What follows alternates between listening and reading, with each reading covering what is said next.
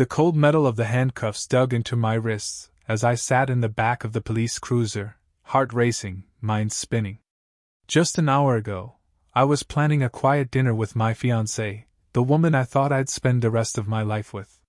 But now, I was being hauled off like a criminal, blindsided by a lie so cruel it didn't feel real. She stood on the sidewalk, arms crossed, a smug little smile on her lips. "Have fun in jail, loser!" she sneered, as if my life was some game she'd already won. I couldn't even speak, my voice had dried up somewhere between shock and betrayal. The officer didn't care to hear my side. She had photos, fake texts, and a performance so convincing even I almost believed I'd done something wrong. But I hadn't. I knew I hadn't. And I also knew exactly who to call. They gave me one phone call, thinking I'd waste it on a lawyer or a desperate plea to her. Instead, I dialed my dad. Most people just call him Sir or Chief. To me, he's always just been Dad, the man who raised me to stand tall, to stay calm, and to always trust the truth. I didn't have to explain much. He knew something was off the second he heard my voice. 20 minutes later, the front doors of the station swung open, and in walked the last person they expected to see. Calm, composed, and dressed in full uniform, my father looked the arresting officer dead in the eyes and asked, "Would you mind explaining why my son is in handcuffs?" What happened next, no one saw coming. The room went dead silent. You could feel the tension shift the moment my dad stepped in. The officer who arrested me straightened up fast, clearly recognizing who he was dealing with. I watched from behind the desk, still cuffed, still stunned. The officer stumbled through a few weak excuses, something about probable cause and credible accusation. But my dad wasn't buying it. He didn't raise his voice. He didn't have to. His presence alone was enough to make the whole station uneasy. But beneath his calm look, I knew he was furious. Not just because I was arrested without proof, but because someone tried to destroy me from the inside out. That someone was the woman I had trusted with everything. My fiancée, Lana. The one who used to send me sweet messages just before bed. The one who had picked out wedding invitations last week. And now, the one who framed me for something I didn't do, with zero hesitation. The worst part? I had no idea why. I kept replaying the moment in my head, how she smiled as they put me in cuffs, how she didn't flinch, how it felt like she'd been planning this. But what was her endgame? Was this about money? Was there someone else? Or was this just about power, about watching me break? My dad was already on the phone, demanding records, asking questions, pulling surveillance footage. He wanted to know exactly what led to my arrest. And so did I. Because something about this whole setup didn't feel random, it felt rehearsed. And as I sat there, still waiting for the cuffs to come off, one question haunted me more than anything else. How do you protect yourself when the attack comes from the person you love the most? They finally took off the handcuffs, but the damage was already done. I wasn't free, I was just in limbo. My dad gave me a look I'll never forget, like he was holding back a storm of emotions while trying to stay in control. I followed him into one of the smaller offices where he closed the door behind us. "Tell me everything," he said, voice steady but tight. So I did. Every detail, from the argument we had 2 nights ago about my new promotion, to the cold distance in her eyes this morning, to the way she calmly set me up like it was just another errand. As I spoke, something clicked. Lana had always been supportive, until I got promoted. That's when things started to shift. Her compliments turned passive-aggressive. Her warmth cooled. And now, I couldn't ignore it. This wasn't a snap decision. This was something bigger, something that had been building quietly under the surface. Meanwhile, my dad's team pulled the complaint she filed. I saw it. False allegations, twisted stories, things that sounded just real enough to make someone believe. And her timing? Impeccable. Right when she knew I'd be alone, phone nearly dead, off duty. It was too perfect. And that's what made it terrifying. My dad mentioned something else, Lana had contacted one of his political rivals a few weeks ago. Why would she do that? What did she stand to gain? Was this personal, or part of something else entirely? The room suddenly felt smaller. The woman I was going to marry wasn't just trying to ruin me, she was playing a game I didn't understand yet. And with every piece we uncovered, I realized something darker might be hiding beneath the surface. And I still didn't know how far she was willing to go. That night I couldn't sleep. Every time I closed my eyes, I saw her face, calm, confident, and completely unbothered as I was being taken away. I kept thinking, how did I miss this side of her? Was it always there, hiding behind the smiles and affection? Or had something changed her?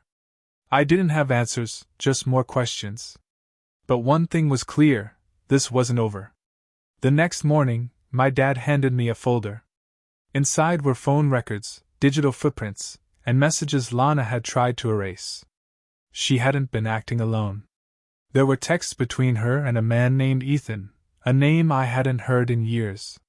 He used to work under my dad until he was let go for misconduct.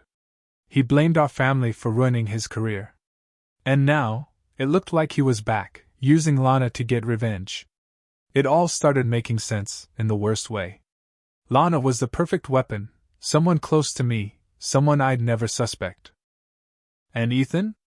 He was the one pulling the strings, whispering poison into her ear, feeding her lies and promises. According to the records, Lana had been meeting with him regularly. Bank transfers, private messages, even a signed statement ready to be leaked to the press. We were running out of time. If this went public, everything, my name, my career, my family's reputation, would be destroyed. It wouldn't matter that it was false. The damage would be done before the truth had a chance to catch up. My dad's face was grim. They want a scandal, he said. They want you broken. And just like that, we knew we couldn't wait any longer. We had to act before their plan reached the final step. Because the next move they made could destroy everything. Just as we began preparing to expose Lana and Ethan's scheme, a call came through that changed everything. One of my dad's contacts from Internal Affairs reached out in a hurry. There had been a breach, someone had leaked the arrest report. Not to the press, but to a private legal firm known for high-profile takedowns. And guess whose name was listed as the client? Lana. It wasn't just about personal revenge anymore. She was gearing up for a full-blown legal war. But then came the real twist. Internal Affairs had reason to believe someone inside the department had helped her. Someone who approved the arrest faster than standard protocol allowed. Someone who had cleared it through back channels to avoid deeper checks. My arrest hadn't just been emotional manipulation, it had been an inside job. That meant one thing, Lana and Ethan weren't working alone. There was a third player. Someone in uniform. Someone close enough to bypass safeguards. And now, whoever it was, they were covering their tracks fast. Evidence was vanishing. Files were being locked down. Someone was scrubbing the trail, making it harder to prove anything. We weren't just fighting a false accusation anymore. We were up against a network. My dad called it what it was, corruption. And corruption with personal motives was a dangerous mix. We didn't know who to trust, even within the force. If we made the wrong move, we could lose everything, or worse, play directly into their hands. I looked at my dad, and for the first time, he looked unsure. Not helpless, but like a man who understood just how deep the problem ran. The clock was ticking. And somewhere out there, Lana and her partners were preparing their next move. One that could end everything, if we didn't stop it in time. We knew we had to act fast. So that night, my dad arranged a quiet meeting with a trusted federal contact, someone completely outside the local department. We handed over everything, the messages, the transfers, the surveillance, and the name of the officer we suspected was helping Lana. In just 48 hours, a covert sting operation was in motion. We played it safe, didn't say a word, and waited as the pieces moved quietly behind the scenes. The setup was simple. Lana was called in for questioning on a separate matter, a fake lead. She didn't know the room was wired. She didn't know Ethan was being detained in the next room. And she definitely didn't know the officer who had helped her, Sergeant Blake, had already flipped to save himself. One by one, their lies started crumbling. It was surreal watching it unfold from the other side of the glass. Lana sat there, still composed, until the recording of her and Ethan plotting my arrest played out loud. Her expression barely changed. She just exhaled and said, "So, it's over." But what she didn't realize was that Ethan had already agreed to testify against her. And the moment she left that room, she was arrested for conspiracy, fraud, and obstruction of justice. I should have felt relief. And for a second I did. But just when we thought it was finished, my dad got another call, this time from an old friend at the state's legal office.